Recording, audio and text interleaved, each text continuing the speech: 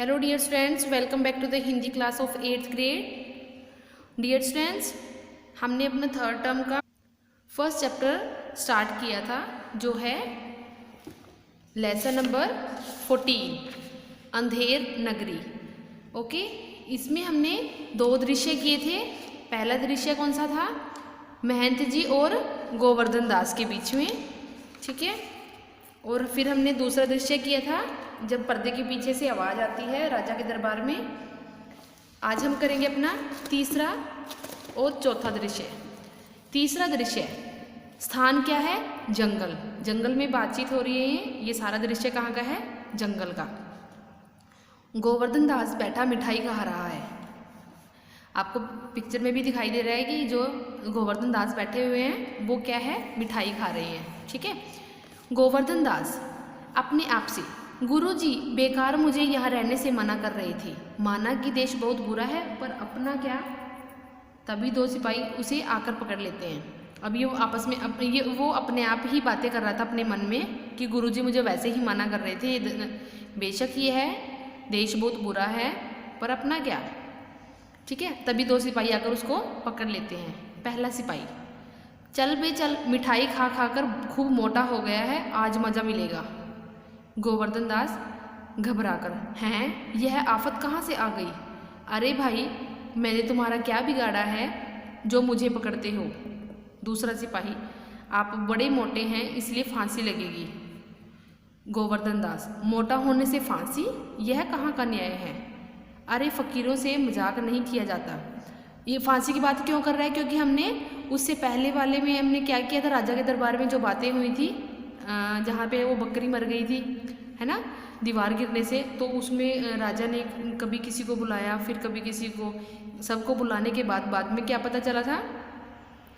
वो कोतवाल को पकड़ कर लेके आए थे, उसको फांसी की सज़ा सुनानी थी, बट वो पतले होने की वजह से फांसी का फंदा बड़ा था और वो दुबले पतले थे, इसलिए राजा ने क्या बोला था कि मोटे ताजे बंदे को लेकर आओ जो फांसी के फंदे पर पूरा आ जाए। इसलिए इस थर्ड दृश्य में क्या बताया है? तीसरे दृश्य में इस मोटे ताजे मीन्स गोवर्धन दास को ये पकड़ने आते हैं कि फांसी लगेगी, ठीक है। तो पहला सिपाही, बात यह है कि कल कोतवाल को फांसी का हुक्म हुआ था। जब उसे फांसी देने ले गए तो फांसी का फंदा बड़ा निकला। हम लोगों ने महाराज से अर्ज किया कि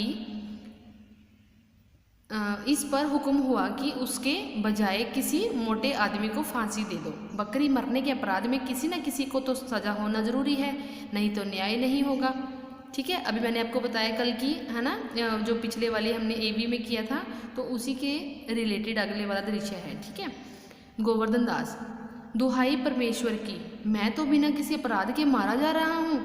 अरे यहाँ बड़ा ही अंधेर है। गुरुजी महाराज का कहना मैंने ना माना, उसका फल मुझे भोगना पड़ा। गुरुजी आप कहाँ हैं? मेरे प्राण बचाइए। अरे मैं बेगुनाह मारा जा रहा हूँ, गुरुजी गुरुजी। गोवर्धन दास चिल्लाता है। सिपाही उसे पकड़कर ले जाते हैं। दूसरा सिपाही, अबे चुप रह, राजा का हुक्म भला कहीं टल सकता है?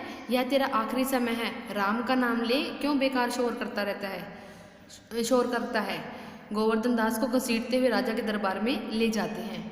अब उसको, गोवर्धन दास को क्या था?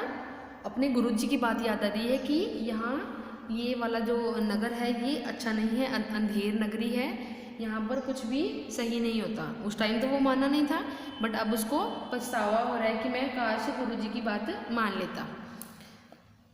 तो चौथा दृश्य है राजा का दरबार। दोबारा से राजा के दरबार की बातें होंगी, ठीक है। पहला सिपाही, महाराज हम इस मोटे ताजे आदमी को पकड़ लाए हैं। तो गोवर्धन दास से रोते हुए बोलता है, हाय, मैंने गुरुजी का कहना न माना, उसी का यह फल है। अगर गुरुजी होते तो बचा लेते। गुरुजी आप कहाँ हैं? तो अपने गुरु को पुकार रहा है। अचानक गुरुजी प्रकट होते हैं। अरे बच्चा गोवर्धन दास, तेरी यह क्या दशा है? गोवर्धन दास हाथ जोड़कर बोलते हैं, गुरुजी दीवार के नीचे बकरी दब गई जिसके लिए मुझे फांसी दी जा रही है। गुरुजी मुझे बचाइए। मैं, कोई चिंता नहीं, ईश्वर दयालु है राजा से। महाराज मुझे शिष्य को अंतिम उपदेश देने दीजिए। हाँ, क्यों नहीं, आप बेशक उपदेश दीजिए। सिपाही हट जाते हैं। गुरुजी चेले के कान में कुछ कहते हैं।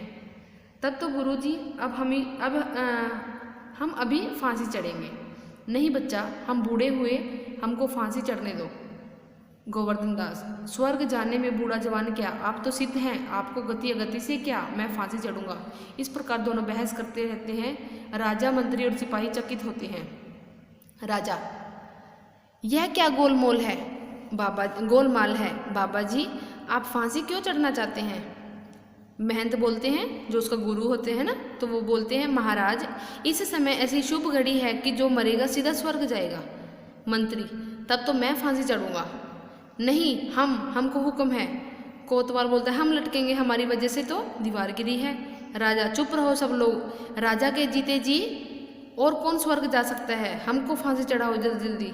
सिपाही राजा को फांसी पर लटका देते हैं।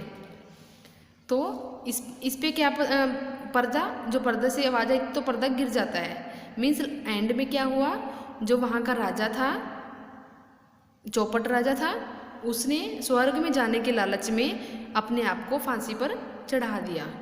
तो ये था आपका लेसन नंबर 14। ये है आपके सही और गलत।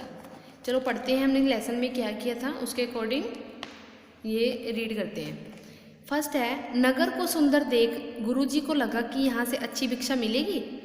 ट्रू, ये सही है गलत है। नगर को देखकर उनको क्या लगा था कि वहाँ से अच्छी भिक्षा मिलेगी। सही। सब कुछ टका सेर बिकते देख गुरु चेला प्रसन्न हो गए। यस, उनको ये लगा कि ये भी तो बहुत सस्ता है यहाँ पर सारा सामान। फरियादी की भेड़ दीवार के नीचे दबकर मर गई थी। नो, कौन मरी थी, बकरी। कोतवाल की सवारी की भीड़ भाड़ में गडरिये ने भिश्ती को बड़ी भेड़ दे दी थी। कोतवाल की सवारी की भीड़ भाड़ में गडरिये ने भिश्ती को बड़ी भेड़ दी थी। यस, क्योंकि वहाँ से कोतवाल की सवारी आ रही थी और उसका ध्यान नहीं गया, तो उसने छोटी बड़ी भेड़ के चक्कर में उसको बड़ी भेड़ दे दी थी। टके सेर मिठाई खा खा कर गोवर्धन दास मोटा ताजा हो गया। यस, स्वर्ग जाने के लालच में कोतवाल फांसी पर चढ़ गया। कौन चढ़ा था फांसी पर, राजा। तो ये क्या हुआ, गलत। तो स्टूडेंट्स, ये थे आपकी सही और गलत। अच्छे से इसको रीड करना चैप्टर को और क्वेश्चन आंसर ट्राई करना कि क्या क्या हो सकते हैं। ठीक है, thank you and have a nice day.